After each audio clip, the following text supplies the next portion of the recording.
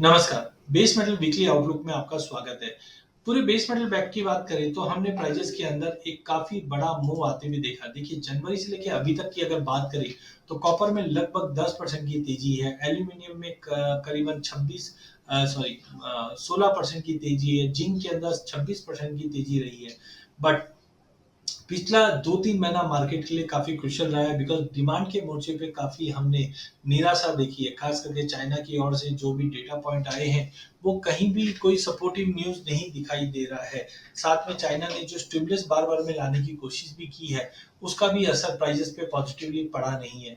पिछले 1 हफ्ते में कॉपर फ्लैट पौने से 1% की तेज़ी के साथ करीबन 844 के करीब ट्रेड कर रहा है, जबकि जिंक के अंदर करीबन 1.5% की बड़ी गिरावट के साथ प्राइसेस 287 288 के करीब ट्रेड करता हुआ दिख रहा है। लेड में 1.5% की गिरावट के साथ प्राइसेस 180 के लेवल पे ट्रेड कर रहा है। एल्यूमिनियम की अगर हम बात करें तो एल्यूमिनियम में नो डाउट सपोर्ट मिला हुआ है, जिनसे बॉक्साइट और एल्यूमिनियम के भाव बढ़े हुए हैं। सप्लाई कंसर्न्स है, जिसको देखते हुए पिछले हफ्ते में करीबन पौने 2% की बड़ी तेजी हमने एल्यूमिनियम के प्राइसेस में बनते हुए देखी है।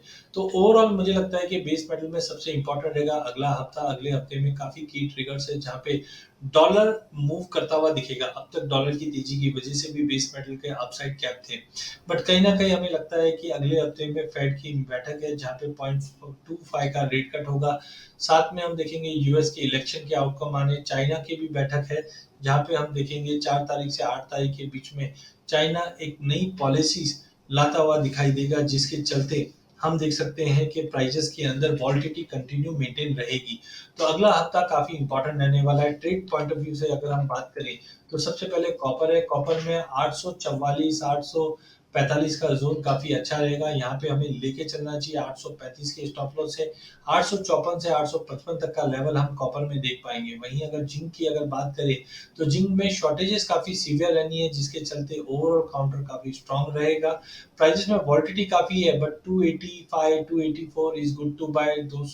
277 का स्टॉप लॉस लगा के चलिए। इमीडिएट टारगेट तो 292 का है, बट कुल मिला के हमें लगता है कि प्राइसेस हायर साइड के अंदर करीबन 300 तक का भी लेवल जल्द दिखा सकता है। वहीं लेड की अगर बात करें तो मार्केट एक सीमित दायरे में ट्रेड करता हुआ दिखाई देगा।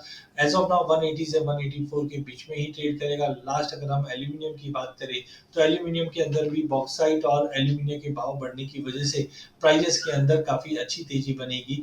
240 के ऊपर निकलने पे 244 से 246 तक के भी टारगेट हम आने वाले कुछ सेशन में देख पाएँगे।